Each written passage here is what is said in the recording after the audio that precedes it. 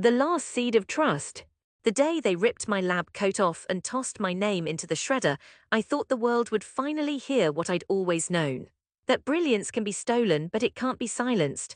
Your research was a fraud, Maya, Director Hargrove announced, his smile as cold as the glass beakers that shivered on the conference table. We've filed a patent under your colleague's name and frankly, he paused as if savoring the humiliation, you're better suited to a hobby. The room erupted in thin, polite laughter. My throat tightened, the words hit like glass shards. I walked out with nothing but a battered notebook and a reputation that no longer fit the name on my badge. My family greeted me at the kitchen table with a spread of casseroles and a silence that pressed harder than any accusation. What are you going to do now? My mother asked, eyes darting between my notebook and the empty chair where my future should have been. Beekeeping, she whispered, as if the phrase itself were an insult. My brother snorted, you'll end up wearing a sweater full of pollen and selling honey to retirees. My sister, the only one who ever defended me, squeezed my hand and said, maybe this is a sign you need to move on. The words landed like a verdict. I was an embarrassment, a failure, a child who had dared to chase a dream that the world thought was already dead. I left the house that night with a single suitcase, a rented van loaded with beehives, and a suitcase full of old data I could not bear to destroy. The city stretched before me like a blank canvas of concrete and cracked sidewalks, and I felt the sting of ridicule turn into a fuel I could not ignore. I set up my first hives on a neglected rooftop garden behind an abandoned bakery, planting wildflowers in cracked pots and coaxing the insects to kiss the city's dying blossoms. The first weeks were a battle of patience and stubbornness. Skeptical neighbors called me a bee eccentric, and city officials threatened to shut me down for unauthorized agricultural activity. Yet each day I watched worker bees brush against my shoulders, their tiny legs dusted with pollen, and I whispered promises to them of restoration, of redemption. They mocked my hobby for retirees, but I turned every snicker into a seed. I spent sleepless nights researching how urban pesticide runoff devastated native pollinators, then designing micro-ecosystems that filtered runoff, repurposed stormwater, and created corridors of nectar through alleyways no one thought to notice. I partnered with a community center that opened its basement for workshops, teaching kids to identify different bee species while we installed tiny bee hotels on their windowsills. When the city council finally took notice, they called it the most innovative urban apiculture project in the nation. When the first hummingbird returned to the park I'd reclaimed, the headlines read, "From lab scorned to city savior, the beekeeper who revived our skies." The same director who stripped my name now emailed me, asking if I'd consider a joint grant, though I hit delete without reply. My focus was on the bees, not the boardroom.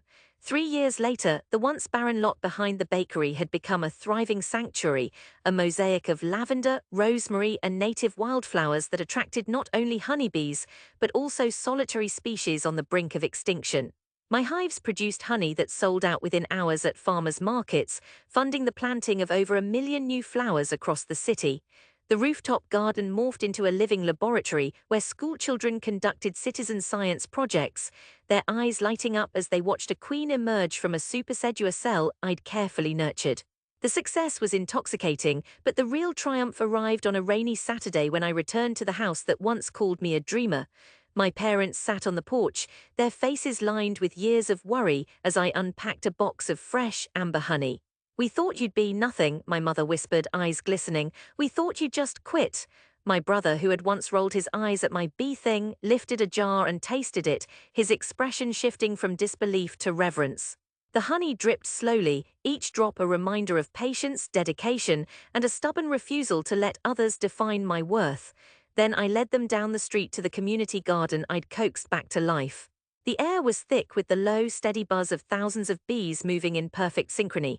Children chased each other, laughing, while teenagers, once skeptics, held up jars of honey asking, "Can we get some for the school fundraiser?" I pointed to the old, wilted oak that had been reduced to a skeletal trunk years ago. Now it sprouted green leaves, its bark alive with the subtle hum of my newest hive. "That tree didn't die," I said, voice steady. "It was waiting for us to give it a reason to live again." A hush fell over the crowd as they stared at the thriving ecosystem I'd built from concrete scraps and ignored neglect. My mother's hand trembled as she reached out to touch a blossom that swayed under the weight of a bee. "I'm sorry," she said, tears slipping down her cheeks. "We were blind." The words hung heavy, but they carried no blame, only the weight of a truth finally seen. My brother nodded, eyes fixed on the honeycombs glistening in the late afternoon sun.